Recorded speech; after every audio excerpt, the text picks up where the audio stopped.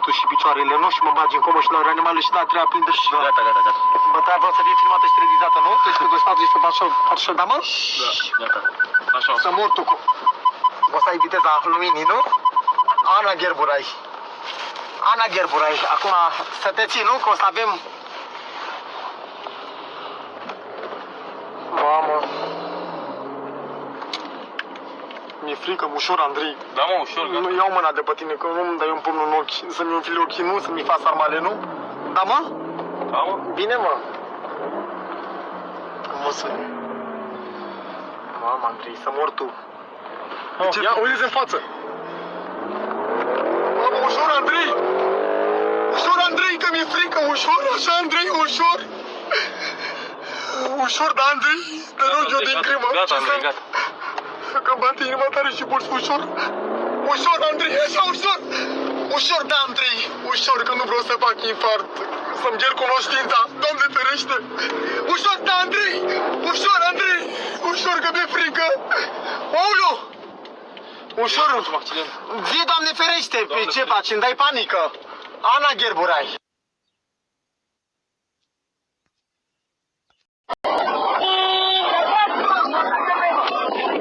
Bă, de ce ești prost, mă? Bă, de ce opri? De ce opri? Stai un pic, stai așa. De ce opri, mă? De ce opri tu aici? De ce opri tu? Omule, ai linie continuă? Uite-te aici. Bă, uite-te aici, ai continuă. Hai, continuă. Hai, continuă. Uite-te, mă, aici la pe mine. Băi, am oprit, am încetinit. Bă, ești stânga să mi intri în coață, nu te îmbuc. Uite-te, colea. Bă, mă interesează, omule. Bă, fii atent aici. Bă, fii atent aici. Ia trage pe dreptul. Bă, fii atent. Nu, fii atent aici. Nu, fii atent. Deci dacă stăteai pe bandă, fii atent, fii atent. Nu te interesează pe tine ce faci eu. Mă, mă interesează. Hai să te explic. Nu, hai să mă explic. Eu explic, fii atent. Nu am treabă cu tine. Să te corectez. Să-ți explic ce faci greșit. Să-ți explic ce faci greșit. Profesor, ce ești? Omule, tu dacă stăteai... Nu, fii atent. Tu dacă stăteai... Tu dacă stăteai pe banda asta, omule, tu dacă stăteai pe... Ce face? Ăla te curește pe tine, probabil. Nu, a intrat acolo, nu face bine. Fii atent aici. Deci fii atent, omule, dacă oprești pe banda asta, să faci stânga, eu n-am nimic împotriva ta. Eu trec. Dacă te văd că începi și intri...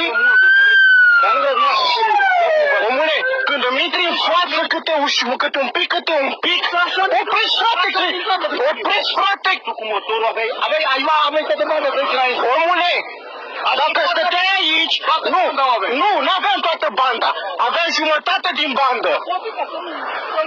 Unde are bandă? Ce era ce stânga pe mine acolo? Unde am lucrat?